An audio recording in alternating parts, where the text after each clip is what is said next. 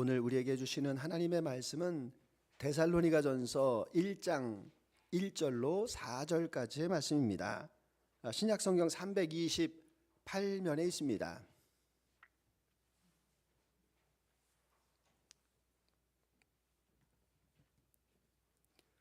데살로니가전서 1장 1절로 4절까지의 말씀 찾으신 줄 알고 받들어 읽을 때 마지막 절을 같이 합독하겠습니다.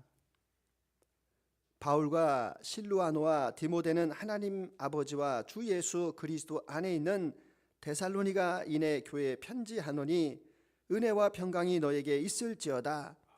우리가 너희 모두를 말미암아 항상 하나님께 감사하며 기도할 때에 너희를 기억함은 너희의 믿음의 역사와 사랑의 수고와 우리 주 예수 그리스도에 대한 소망의 인내를 우리 하나님 아버지 앞에서 끊임없이 기억함이니 하나님의 사랑하심을 받은 형제들아 너희의 택하심을 아노라. 아멘. 그리스도인의 소신, 이 말씀으로 이대로 목사님 나오셔서 말씀을 전해 주시겠습니다.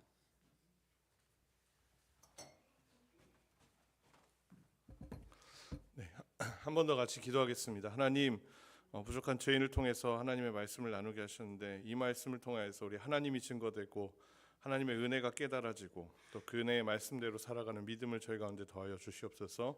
성령께서 이 시간 함께 하실 것을 믿고 감사드리며 예수님의 이름으로 기도드립니다. 아멘.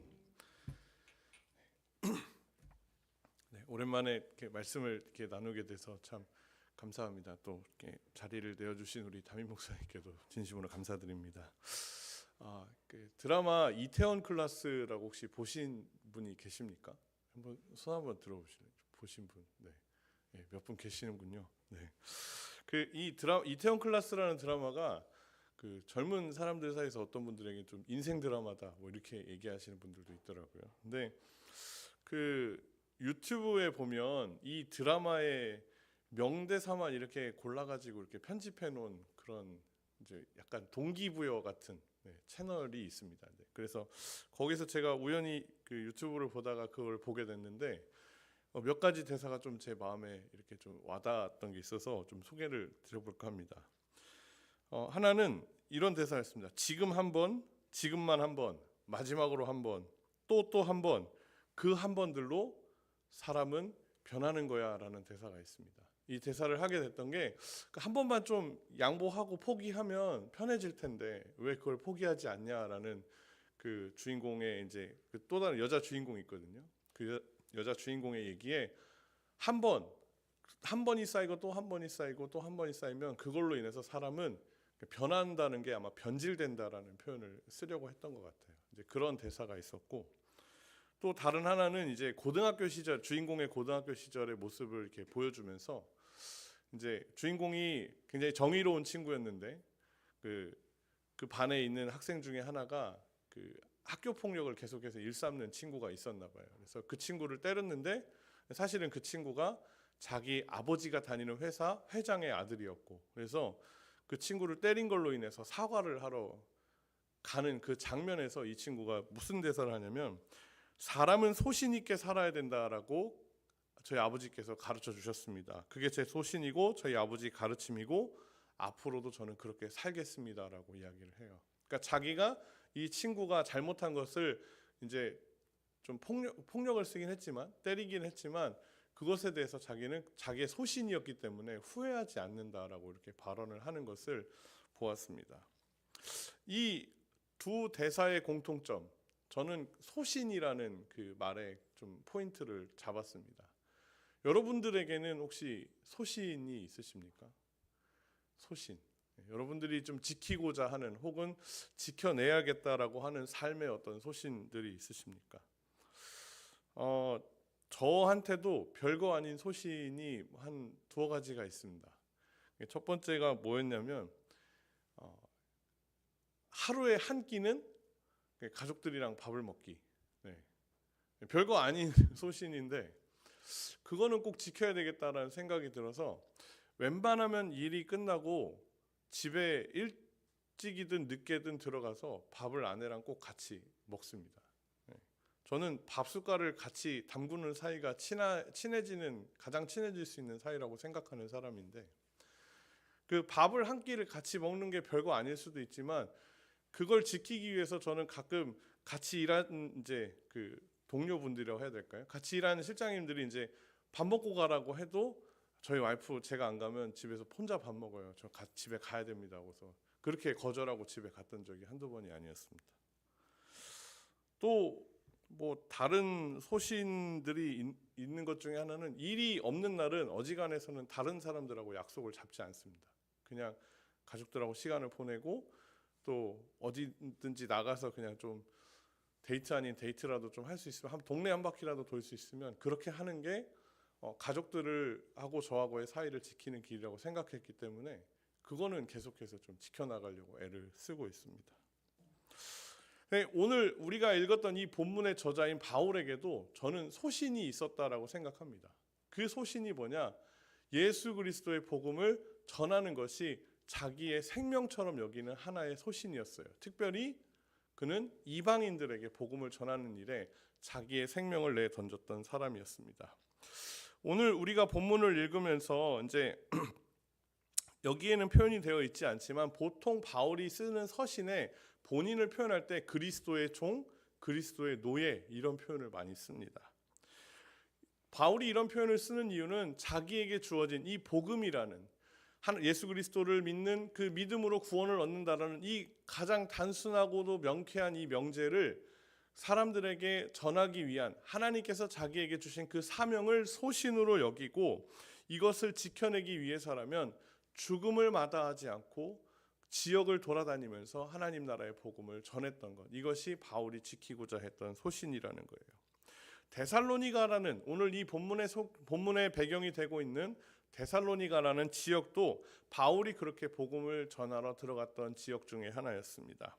사도행전 17장에 보면 바울과 신라, 그러니까 16장에 유명한 사건이 있죠.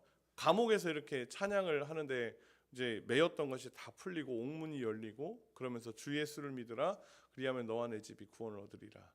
그 사건 이후에 다음으로 이동했던 지역이 바로 데살로니가라는 지역입니다. 그런데 이 17장 서두에 데살로니가에서 바울이 3주 정도, 이제 그 우리식으로 표현을 하면은 주일날 이제 강단에 서서 하나님의 말씀을 증거하는 일을 한 3주 정도 했다고 해요. 그런데 그 설교를 통해서 적지 않은 사람이 예수를 믿게 되었다라는 표현이 있습니다. 구절이 있습니다. 그래서 바울이 이제 그들과 함께 뭔가 공동체를 만들어야 되겠다라고 생각하는 찰나에 누가 등장하냐? 야손이라는 사람이 등장합니다. 근데 이 야손이 어떤 사람이냐? 바울을 굉장히 못마땅하게 여기고 있었던 사람이었어요. 그래서 이 바울이 이제 본인 입장에서는, 야손의 입장에서는 예수라는 십자가에 달려 처형해 죽은 그 죄인이 어떻게 해서 구원자, 하나님의 아들이라고 이야기할 수 있느냐?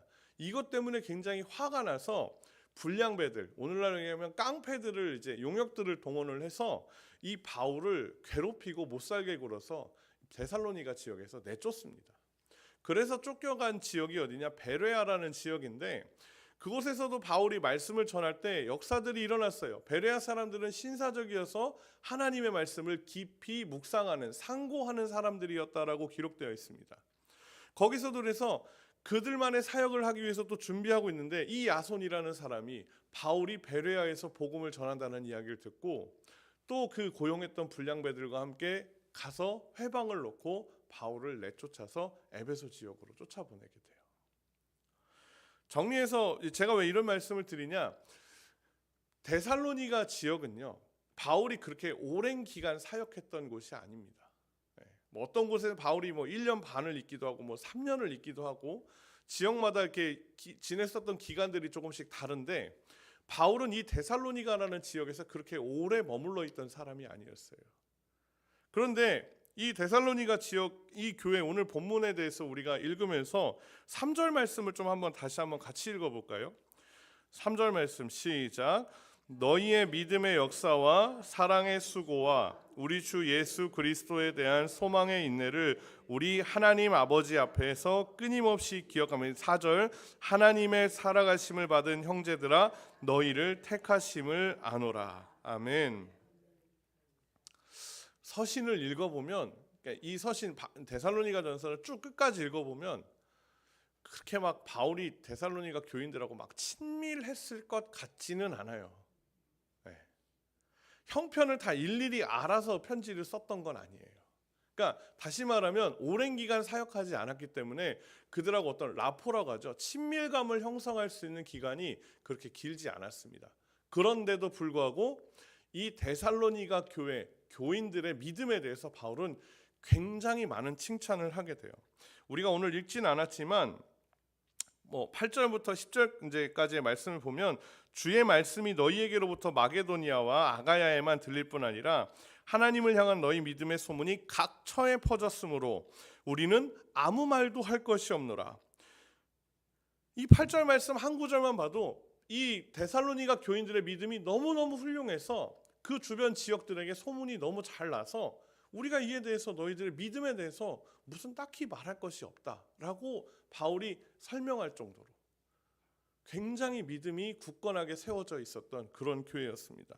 그런데 이 데살로니가는 그 야손이라는 사람이 이제 그 바울을 내쫓았잖아요. 그런데 그 안에서 이렇게 믿음을 지키고 있었던 사람들이 있었단 말이죠.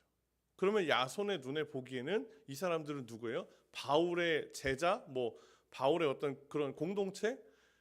한마디로 얘기하면 약간 좀 밉상이었던 거죠. 이 사람들에 의해서 굉장히 많은 핍박을 받았을 거라고 이야기를 합니다. 그러니까 이들의 믿음을 지키기에는 결코 좋은 환경이 아니었음에도 불구하고 이들은 끝까지 소신 있게 자기의 믿음을 지키면서 이 공동체를 이루어가고 있었다라는 거예요. 바울은 이러한 그 데살로니가 교회 교인들에 대해서 오늘 3가지 표현으로 그들을 칭찬하고 있는데 그것이 뭐냐? 믿음의 역사와 사랑의 수고 그리고 우리 주 예수 그리스도에 대한 소망의 인내. 믿음과 사랑과 소망이라는 그 3가지 키워드로 오늘 이 데살로니가 교회 교인들을 칭찬하고 있는 모습을 보고 있습니다. 그래서 저는 이 3가지 키워드를 가지고 여러분들과 함께 도대체 어떤 부분에서 바울이 칭찬을 하려고 했는지 그리고 이 칭찬을 통해서 우리가 어떤 그리스도인의 소신을 가지고 살아가야 되는지를 여러분들과 좀 나누고자 해요. 첫 번째가 믿음의 역사입니다. 믿음의 역사, 우리가 흔히 가끔씩 이제 이야기하면서 쓰는 글귀 중에 하나인데 이런 거 있잖아요. 믿음의 역사가 나타나게 하여 주시옵소서. 이런 기도 있잖아요. 그런데 이 기도의 의미는 우리의 믿음을 통해 역사하시는 하나님의 능력이 나타나기를 간절히 바라는 마음에서 이런 구절을 썼을 겁니다. 즉 하나님의 어떤 초자연적인 혹은 우리가 생각지도 못했던 어떤 특별한 방법을 통해서 하나님께서 베푸시는 그 기적과 같은 은혜를 경험하게 해달라고 하는 구절이 이제 그런 표현으로 쓰고자 하는 게 믿음의 역사가 나타나게 하여 주시옵소서 이렇게 얘기하지 않을까 싶어요. 근데 그런 시각에서 보면 이 믿음의 역사라는 거는 이 믿음의 역사의 역사는 미라클, 기적이라는 단어로도 아마 설명을 할 수 있을 것 같은데 사실 이 성경에 기록되어 있는 믿음의 역사라고 하는 이 역사라는 단어가 워크, 일이라는 단어로 표현이 되어 있습니다. 이제 헬라어 원문의 뜻은 노역 또는 수고, 이제 미라클, 어떤 기적과는 전혀 다른 믿음으로서 어떤 믿음에 의해서 이제 믿음을 갖고 있기 때문에 해야 하는 그런 수고에 대해서 어떤 헌신, 노력에 대해서 이야기를 하고 있는 겁니다. 그렇다면 여러분 이런 믿음에 대해서 이야기를 좀 한번 해볼까 하는데 믿음은 무엇입니까? 여러분들이 생각하는 믿음은 어떤 겁니까? 에베소서 2장 8절 9절에 보면 여러분들 잘 아시는 말씀이 있습니다. 너희가 그 은혜로 인하여 믿음으로 말미암아 구원을 얻었으니 이것이 너희에게서 난 것이 아니요 하나님의 선물이라. 행위에서 난 것이 아니니 이는 누구든지 자랑하지 못하게 하려 함이라. 공동 번역에서는요, 여러분이 구원을 받은 것은 하나님의 은총을 입고 그리스도를 믿어서 된 것이지 여러분 자신의 힘으로 된 것이 아닙니다라고 좀 더 직설적으로 이야기를 하고 있습니다. 즉 믿음은요, 하나님의 그 은혜에 의해서 우리가 믿어지게 된 거예요. 내가 믿고자 해서 믿는 것이 아니라 그 믿음을 갖게 된 배경에도 여전히 역사하는 게 뭐예요? 하나님의 은혜가 있었다는 거예요. 하나님의 특별하신 은혜가 있었다는 겁니다. 믿음을 내가 갖고자 한 게 아니라 믿어지게끔 하나님께서 우리의 삶을 인도해 가신 거예요. 이는 우리가 읽은 그 본문 4절에서 또 한 번 확신을 주고 있습니다. 하나님의 사랑하심을 받은 형제들아, 너희를 택하심을 하노라. 하나님께서 이 데살로니가 교회 교인들을 택하여 주셨다라고 바울은 설명하고 있는 거예요. 즉 그들에게 이 믿음과 구원의 은혜를 허락하신 하나님의 은혜에 감사해서 이들이 믿음의 수고, 믿음을 가지고 그런 어떤 헌신을 하나님께 자발적으로 드렸다라고 생각할 수도 있지만, 반대로 그들 안에 있는 그 믿음을 주신 하나님께서 그들의 마음을 움직이셔서 그들의 마음 가운데서 이러한 어떤 수고와 헌신을 할 수 있도록 하나님께서 그들의 삶을 이끄셨다라는 표현도 되는 거예요. 내가 그 믿음을 갖게 된 것에 대해서 감사해서 드리는 헌신도 있겠지만, 하나님께서 내 안에 있는 그 믿음을 움직이셔서 그 은혜를 통해서 뭔가를 역사하게 하시는 하나님의 역사하심도 믿음의 역사라고 설명을 할 수 있는 겁니다. 즉 내가 하고 싶어서 내 의지에 의해서 어떤 헌신을 하는 것이 아니라 내게 주신 그 은혜에 감사해서 내가 자발적으로 나도 모르는 사이에 움직이게끔 그렇게 나를 이끌어가게 하시는 그 헌신이 믿음의 역사라고 표현을 하고 있는 거예요. 저는 이러한 모습이 우리의 삶에서 가장 아름다운 믿음의 모습이 아닐까 싶은 생각을 합니다. 억지로 내가 믿겠다 생각한다고 믿어지는 게 믿음이 아니더라고요. 그것을 깨달아 알므로 인해서 하나님의 은혜에 감사해서 내 삶을 자연히 자발적으로 자연스럽게 이렇게 이끌어 가시는 하나님의 은혜에 나를 드리는 것, 이것이 이 본문에서 이야기하고 있는 믿음의 역사라는 겁니다. 저는 저와 여러분들이 그러한 은혜 가운데 온전히 살아갈 수 있기를 간절히 소망합니다. 두 번째, 사랑의 수고입니다. 수고라는 단어 역시 일, 노역이라는 단어로 표현이 되어 있고, 헬라어 원래 이제 원문에서는요, 상처, 이게 날카로운 것에 베인 상처라는 뜻을 갖고 있다고 합니다. 여러분 이렇게 상처를 이제 입으면 어때요? 아프죠, 쓰라리죠. 상처를 이렇게 그냥 났을 때는 몰라요. 근데 집에 와서 이제 저도 이제 밖에서 일을 하고 가끔씩 집에 다쳐서 오는데, 그때 다쳤을 때는 몰라요. 언제 아프냐면 씻으려고 화장실에 들어가서 물을 이제 상처를 좀 이렇게 닦아야 되니까 먼지 같은 게 많아서 물을 뿌리면 그때 이제 아프고, 그러고 잘 때 누우면 이제 아파요. 네. 그러니까 이게 그렇게 이제 베인 상처에는 항상 뭐가 따른다? 고통이 따른다는 거죠. 그런데 이 사랑의 수고라고 표현하는 이 수고에 해당하는 단어와 사랑이라는 단어, 즉 사랑과 고통이 매칭이 사실은 안 되잖아요. 여러분 사랑하면 어떤 이미지가 떠오르십니까? 이제 뭐 핑크한 거, 이제 뭐 하트 이런 거 이렇게 막 예쁜 것만 떠오르잖아요. 근데 사랑에는 고통이 따른다는 거예요. 아시는, 제가 방금 말씀드렸던 것처럼 이제 저는 평일에 이제 일을 이렇게 하고 있습니다. 근데 아침에, 지금은 저희 아내가 저희 집에 이제 새로운 생명체가 생겼기 때문에 못하지만, 그 생명체가 태어나기 전까지 저는 아내가 아침마다 뭘 해주냐면 이제 도시락 같은 걸 이렇게 싸줬어요. 네. 물이랑 뭐 이제 간단하게 아침에 가면서 먹을 거랑, 이제 중간에 운전하고 오니까 또 이제 졸릴까봐 간식 같은 거 이렇게 잔뜩 싸서 이게 도시락을 싸가지고 아침에 손에 이게 들려줍니다. 근데 이런 거를 하는 저희 아내를 보면서 당연하다고 생각한 적이 한 번도 없었어요. 이건 당연한 게 아니라, 그러니까 우리 아내가 그 자기의 어떤 시간을 희생해서 나를 위해서 이렇게 챙겨주는 거다라고 이제 생각을 하니까 너무 고맙더라고요. 반대로 이제 저희 아내가 이제 가끔 뭐 주말이나 어떨 때 이제 일찍 나갈 때가 있었거든요. 근데 아내는 저를 절대 깨우지 않아요. 네. 그냥 무조건 자라고, 일어나지 말라고. 저는 그냥 잡니다. 네. 안 일어나요. 네. 말을 잘 듣는 남편이어서가 아니라 사실은 그렇게 움직이고 싶은데 약간 안 움직여질 때도 있고, 정말 어쩌다가 좀 늦어서 꼭 데려다 줘야 되겠다라고 얘기를 하면 이제 데려다 달라고 얘기는 하지만 저는 잘 일어나지 않아요. 근데 여기서 무슨 차이가 있냐? 사랑의 그 수고와 헌신에는 분명한 대가가 따른다는 거예요. 그 일어나고 싶었겠습니까? 저희 아내라고. 힘들죠, 사실은. 근데 그 힘듦, 그 고통을 이겨내면서 마음을 표현하는 거예요. 사랑이라는 그 마음을. 그래서 저는 이 사랑과 고통이라는 단어가 사실은 단번에 이해가 됐어요. 우리가 이 사랑과 고통의 그 어떤 한 접점을 만나는 게 바로 십자가입니다. 우리 주 예수 그리스도의 십자가예요. 우리를 사랑하셨기 때문에 그 십자가를 예수님은 기꺼이 지실 수 있었던 겁니다.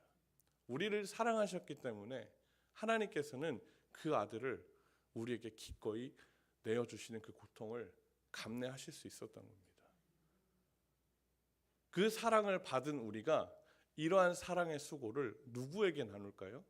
내 주변에 있는 이웃에게, 혹은 우리가 함께 속하고 있는 이 공동체에게 그 사랑의 수고를 나누는 것에 대해서 바울은 칭찬하고 있는 겁니다. 핍박과 박해가 있었지만 데살로니가 교회 교인들의 성도의 삶은 대부분이 그 당시 이제 어떤 큰 도시들에는 항상 뭐가 있었냐? 그 다양한 지역에서 이렇게 사람들이 모이잖아요. 그러니까 다양한 종교가 그 안에서 또 모여요. 그러니까 종교에 막 혼합도 일어나고 이제 성적으로 타락하는 건 말할 것도 없고 별의별 일들이 그 안에서 다 일어납니다. 도시라는 그 안에서. 근데 이 데살로니가 지역에, 그러니까 에베소에 있는 사람들도 그랬지만 데살로니가 있는 지역에 있는 사람들도 예를 들면 이런 사람도 있었을 거예요. 우상을 조각해서 만드는 사람이 있었을 겁니다. 근데 어느 날 그가 복음을 듣고 예수를 믿게 됐어요. 그러면 이 우상을 조각하는 일이 자기의 생업인데, 이게 자기의 돈벌이인데 이거를 포기해야 돼요. 무엇을 통해서 이 사람이 돈을 벌 수 있어? 기술은 이거 깎는 거 하나밖에 없었는데.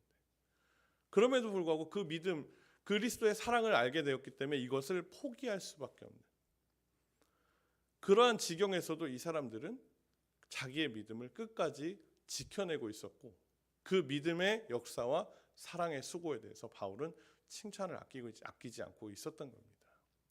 그 믿음이라는 은혜를 우리가 받았고, 그 사랑이라는 하나님의 사랑, 예수 그리스도의 사랑이라는 것을 우리가 깨달아 알게 되었다면 이것을 우리가 다른 이들에게 나누는 것이 기꺼이 하나님 앞에서 드려져야 될 헌신이고 수고라는 거예요.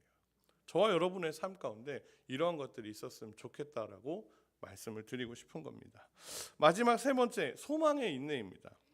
소망의 인내를 설명하면서 바울은 앞에 하나의 수식어를 붙여요.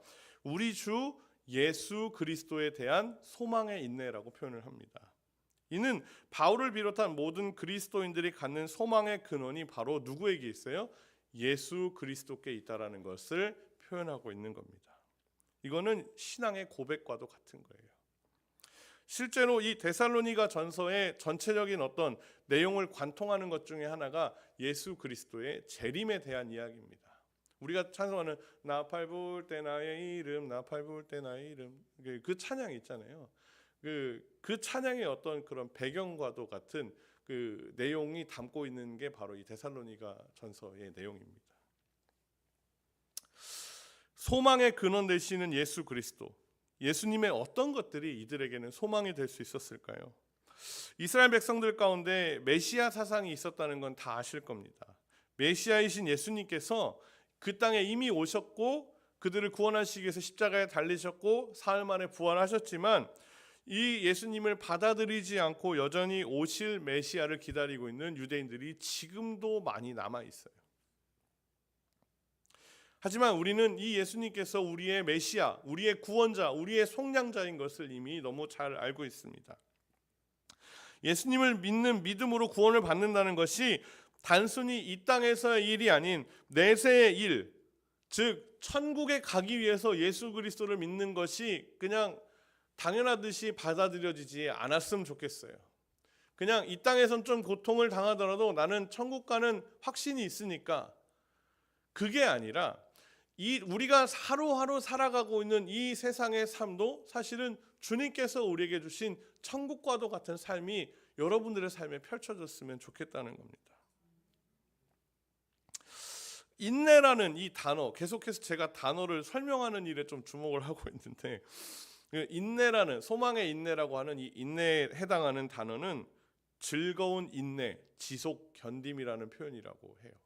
그러니까 견디긴 견디는데 그 앞에 뭐가 있어요? 즐거움이 있다라는 거예요.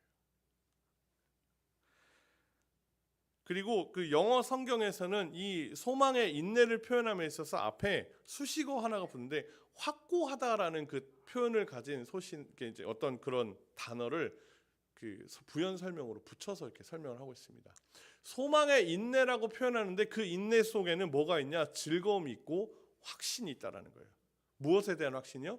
예수님께서 나의 삶의 구원자요, 내 삶을 인도하시는 삶의 주인이시라는 확신이 있기 때문에 그들 안에는 고난이 있지만, 환난이 있지만 그것을 즐겁게 기꺼이 견딜 수 있는 마음이 그들 안에 있었다라는 겁니다.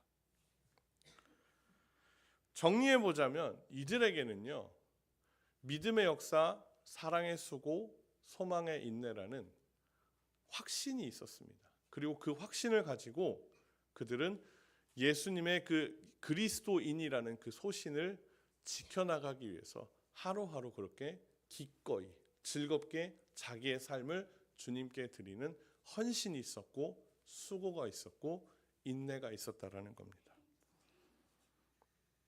내가 믿고자 해서 믿음을 갖게 되는 것이 아니라 정말 그 예수 그리스도의 복음을 들었을 때 그 믿음을 부어주시는 그 놀라운 은혜를 경험했던 사람들, 예수 그리스도께서 나를 위해서 십자가에 달려 죽으시고 부활하셨다는 것을 깊이 깨달아 알았던 그 사람들, 하나님께서 그 아들을 아낌없이 우리 가운데 보내주셨다는 것에 대한 분명한 확신을 가지고 있었던 이 사람들의 삶에는 수고로움이 있고 또 헌신이 있었고 인내가 있었지만, 그것을 즐겁게 기꺼이 견디고자 하는 그런 마음들이 있었다라는 겁니다. 저는 이러한 마음들이 저와 여러분들의 삶 가운데도 충만하게 임하였으면 좋겠습니다. 우리가 갖고자 해서 가져지는 마음이었으면 참 좋겠어요. 근데 그런 마음이 아니라고 성경은 이야기합니다. 그렇기 때문에 그러한 마음에 대한 것을 우리가 간구하면서 살아갈 수 있는 저와 여러분들이 되셨으면 좋겠습니다. 어렵지 않습니다. 매일매일 하나님의 말씀을 묵상하고 하나님의 은혜를 구하는 기도를 하나님께 드리면 돼요. 매일 매 순간 내가 길을 갈 때에도, 혹은 이제 밥을 하고 있을 때에도, 일을 하고 있을 때에도, 식사를 할 때에도, 또 잠자리에 드는 그 순간까지도 우리가 주의 말씀을 묵상하면서 주님께서 주실 은혜를 매일 사모하면서 그렇게 살아갈 때에 이러한 믿음의 역사, 사랑의 수고, 또 소망을, 예수 그리스도에 대한 그 소망의 인내는 자연스럽게 우리 안에서 생겨져 나는 그런 아름다운 모습들로 드러나게 될 것입니다. 그러한 모습들이 여러분의 삶 주변에 있는 여러분들의 이웃에게, 또는 믿지 않는 다른 가족들에게 그러한 모습들이 온전히 보여지고 흘려져 나가는 그리스도의 향기를 내뿜는 저와 여러분들의 삶이 되시기를 예수님의 이름으로 축복합니다. 기도하겠습니다. 하나님 아버지, 감사합니다. 오늘 데살로니가 교회 교인들의 삶을 통해서 믿음의 역사와 사랑의 수고와 소망의 인내, 정말 우리 주 예수 그리스도에 대한 소망의 인내를 살펴보았습니다. 그들의 삶의 이러한 모습들을 통해서 그들의 주변의 사람들에게 칭송을 받게 되고, 또 그들의 주변 사람들이 이 데살로니가 교회 교인들에 의해서 하나님을 알아가는, 하나님의 그 영광을 보게 되는 그런 놀라운 일들이 일어났던 것을 우리가 이 말씀을 통해서 보게 됩니다. 하나님, 오늘 이 말씀을 통해서 우리의 삶도 그렇게 사라질 수 있었으면 좋겠습니다. 하나님께서 우리에게 은혜를 부어주셔서 우리에게 믿음을 더욱 충만하게 하시고, 그 충만한 믿음을 통하여서 우리의 자발적인 주를 위한, 또 내 옆에 있는 이웃을 위한 헌신과 사랑의 수고들이 나타나게 하시며 또 이러한 수고를 기꺼이 감내할 만한 견딜 수 있는 믿음과 인내의 마음을 우리 가운데 부어주시기를 원합니다. 우리 사랑하는 그런 성도님들의 삶이 우리 주변에 있는 사람들에게 그리스도의 온전한 향기를 흩날리고 또 하나님의 영광을 보게 하는 놀라운 일들로 나타날 수 있도록 주님 우리들의 삶 가운데 늘 함께하여 주시옵소서. 이 일을 통하여서 우리 하나님이 홀로 영광을 받아 주시옵소서. 감사드리며 예수님의 이름으로 기도드립니다. 아멘.